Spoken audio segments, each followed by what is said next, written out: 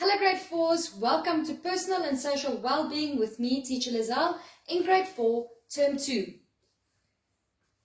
My disclaimer, the work to be done during this PowerPoint and video presentation covers the work for term 2 for Personal and Social Wellbeing in grade 4 by Ms. Lizelle Wilkinson. All information is original content. These lessons will be done in a lot of parts or short videos. All of the YouTube videos that I refer to in this PowerPoint video presentation has been set up on a separate list that I have sent to your parents and or caregivers. Please go and watch these videos as you then will understand the work that I'm explaining to you much better. I can unfortunately not put those videos in this PowerPoint video due to copyright. I did put the links for any videos in the description box below. Please also remember that if there's no video there, then there's no video for this learning content. But if there is a link, that is the video that suits to this learning content. Okay, so I am the HOD of Life Skills at VTA School. And if you have any questions, please ask your parents and or caregiver to send me an email on teacherlizelle@gmail.com. Part 1. Understanding a range of emotions. We're going to look at emotions and how your body reacts to it. Okay, so let's first learn, what are emotions? Emotions are what people feel, how you feel about something. If someone comes past you, break time, let's say you're standing outside, you have your sandwich in your hand, and it's got your favorite filling on it, let's say chicken mayo, and your one friend comes running past you and he bumps the sandwich out of your hand and splat, it goes on the floor. At first you're going to feel angry and then you're going to feel sad because now you cannot enjoy your sandwich that mommy packed in for you with love. If someone in class decides to take your pencil without asking you, the emotion that you're going to have is like, oh, how can you do that? And then you're going to be angry at that person because it's your stationery, so how dare they take it? So obviously you will be angry. But if you get a test back, let's say you get back an SS test from Ma'am Rosie and you got 80% for history, you cannot wait to get home that afternoon so that you can show your mommy what marks you got for your SS test. So you're going to be excited and you're going to be happy because you know mommy is going to be proud of you. Those are all emotions. So there's a simple equation. For every action, there is an opposite or equal reaction. So if I am angry, you are going to be sad, right? If I reprimand you, you are going to be sad. So that's an opposite reaction. But if I'm happy and you show me that you are happy, then we have an equal reaction. So for everything you do, the next person or your friend has a reaction as well, which is called an emotion. All right, in terms of evolution, they are very ancient. All right, so emotions are very old, like grandma old, like really old. And they can be seen in all mammals. Mammals are animals that have live babies and the babies drink milk. There are emotions in other animals as well, like birds and reptiles and so on, but those emotions evolved with time. Mammals are born and our brains are wired to have an emotion. Okay, so let's take, for example, the day you were born, you were crying and everyone was so happy and full of smiles and excited because you have entered the world, and you were crying because you were unhappy. You want to be in your warm, safe spot, and now you're open in this big, big world. So already you were a few minutes old, but you already showed emotion. Also, when you were a baby, you were crying and mommy would know, okay, so you are hungry or your nappy is wet. That's a way of communicating. You can also communicate with facial expressions. So if you have a look at me sometimes, then I will just like, for example, just stare at you and you would know that I'm not happy with something. And then that's an emotion. Without saying words, you can see my body language expressing an emotion. Alright, so emotions are caused by a complex mixture of hormones and the unconscious mind. So hormones are little thingies that run around in your brain, and those hormones cause you to grow, your body that changes. So from now onwards until you're like older, puberty, all of that, yes, hormones are responsible for everything. Every single thing in your body is responsible. You can take the responsibility to hormones. Hormones do all of that. All right, and then the unconscious mind is, it doesn't mean you are dead or your brain is not working. An unconscious mind is something that, like, let's say, if you have a to-do list, right? So it's in the front of you all the time. You're like, I have to do this, and I have to do this, and I have to do this. That's your conscious mind, because you keep on replaying what you have to do.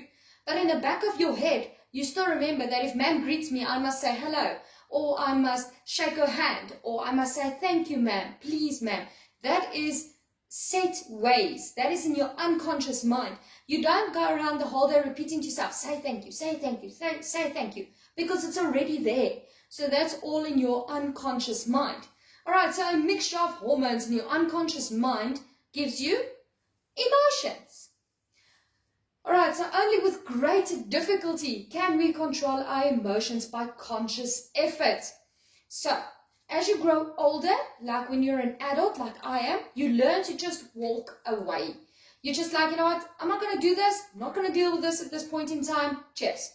And you turn around and you walk away to avoid conflict, to avoid a difficult situation. You learn it with time. So don't expect that you're just going to walk away from a fight right now, or you're going to walk away from a bully situation. So first of all, if you get bullied or there's a fight, you must come and tell me. All right. But we learn that over the course of our lifespan. So obviously, your parents have more control over their emotions than you have at this point in time. My mom and dad have more control over their emotions than I have. And I'm an adult. But it's because they're much older, so they have much more practice in controlling their emotions. So they walk away from a situation much quicker. Okay. They cause mammals to change behavior according to changes in their situation. Like I just explained, you walk away. In our case, they sometimes run against our attempt to live our lives in a logical way. So, for instance, let's say you are hungry. Now you go to, you're at your friend's house and you are hungry, and you go to the fridge and you take out a Vienna or a piece of bread and you're going to make yourself a sandwich now. You're not at your own house, so you can't just take things. You have to ask, therefore. All right? Now, your friend's mom comes into the kitchen and she sees this and she feels like, dude, what are you doing? You can't just open my fridge and help yourself to food. It doesn't work that way. So there again is conflict between you and your friend's mommy because you did not ask permission. Okay, so that's just an example for you to understand this better. Then emotion is associated with feeling, mood, temperament, personality, and motivation. So I need you to remember the word feeling, so how you are feeling. Your mood, are you sad? Are you happy? What are you? Your temperament, that is if you can explode very quickly, like have a temper tantrum, a hissy fit, like a 2-year-old. And then personality is obviously who you are, and then the motivation on why you have this reaction or emotional reaction.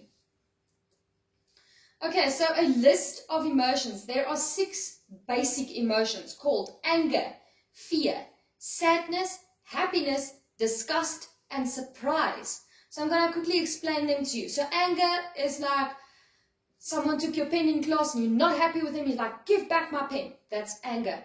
Fear, oh, I'm so scared.